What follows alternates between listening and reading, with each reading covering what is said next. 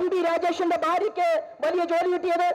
MP രാജേഷിന്റെ ഭാര്യയ്ക്ക് വലിയ ജോലി കിട്ടിയപ്പോ ബിജു, ആലത്തൂരിലെ മുൻ MP ബിജു എന്താ പറഞ്ഞത്? ബിജുവിനെ കിടന്ന് ഉറക്കം വരുന്നില്ല. കാരണം ബിജുവിന്റെ ഭാര്യ പറഞ്ഞു, ചേട്ടാ MP രാജേഷിന്റെ ഭാര്യയ്ക്ക് വലിയ ജോലി കിട്ടി, എനിക്ക് തത്തുല്യമായിട്ടുള്ള ജോലി വേണം. ബിജു അതിനിറങ്ങി പുറപ്പെട്ടു. ബിജുവിന്റെ ഭാര്യയ്ക്കും കിട്ടി ജോലി. അപ്പോ മാർക്സിസ്റ്റ് പാർട്ടിയുടെ ഷിജുഖാൻ പറഞ്ഞു, ചിന്താ ജെറോമിന് വാഴക്കുല എന്താണെന്നോ ചങ്ങമ്പുഴ എന്താണെന്നോ വയലാർ എന്താണെന്നോ അറിയാത്ത ചിന്താ ജെറോമിന് കൊടുത്തു PhD. അപ്പൊ ഷിജുഖാൻ പറഞ്ഞു, എനിക്കും വേണം ഒരു PhD. ഷിജുഖാന് PhD കിട്ടി.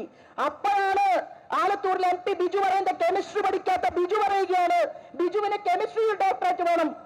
ബിജുവിന് കെമിസ്ട്രിയിൽ ഡോക്ടറേറ്റ് കൊടുക്കാൻ വേണ്ടി സർവകലാശാലയുടെ വൈസ് ചാൻസലറെ വിളിച്ചു വരുത്തി ഉന്നത വിദ്യാഭ്യാസ വകുപ്പ് മന്ത്രി. നോക്കൂ നിങ്ങൾ, MP രാജേഷിന്റെ ഭാര്യയ്ക്ക്, രാകേഷിന്റെ ഭാര്യയ്ക്ക്, ബിജുവിന്റെ ഭാര്യയ്ക്ക് എല്ലാവർക്കും ജോലി കിട്ടുന്നുണ്ട്.